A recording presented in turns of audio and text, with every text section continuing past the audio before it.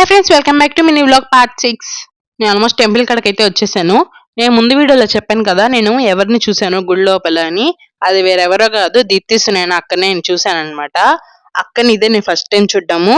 Actually ఏం జరిగిందంటే, మేము టెంపుల్ లోపలికి దర్శనానికి వెళ్తున్నాము. మెయిన్ టెంపుల్ కి ముందర క్యూ వస్తుంది కదా, అక్కడ దర్శనానికి వెళ్తుంటే ఆ క్యూ లో నా పక్కకి వచ్చారనమాట. అక్క క్యూ పక్కన ఉన్నారు. కానీ నేను వెళ్దామని ట్రై చేశాను, కానీ నాకు కాలు బాగాలేదనమాట. నేను ఇంకా నడవడానికి కూడా నా వల్ల కావట్లేదు. చాలా పెద్ద క్యూ.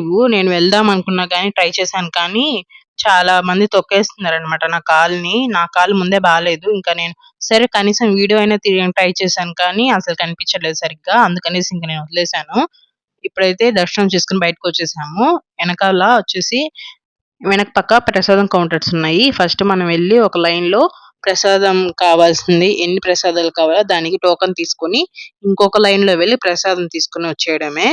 మేమైతే పొంగలు, పులిహోర తీసుకున్నాము. చింతపండు పులిహోర అయితే చాలా బాగునింది. నాకైతే బెల్లం పొంగల్ కూడా నచ్చింది. చాలా బాగుంది టేస్ట్ అయితే.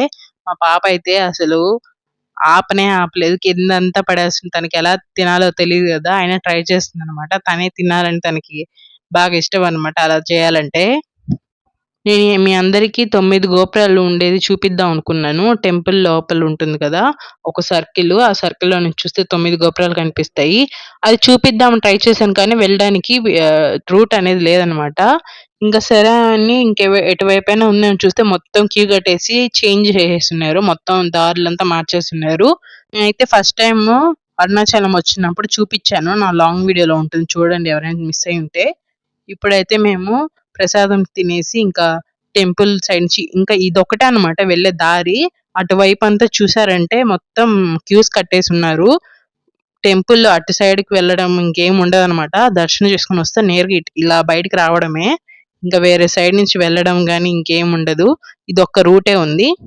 టెంపుల్ నుంచి బయటికి వెళ్తుంటే అక్కడ దారిలో మనకి లడ్డు అనేది ఇస్తారు. ప్రతి ఒక్కరికి ఒక్కొక్క లడ్డు ఇస్తుంటారు.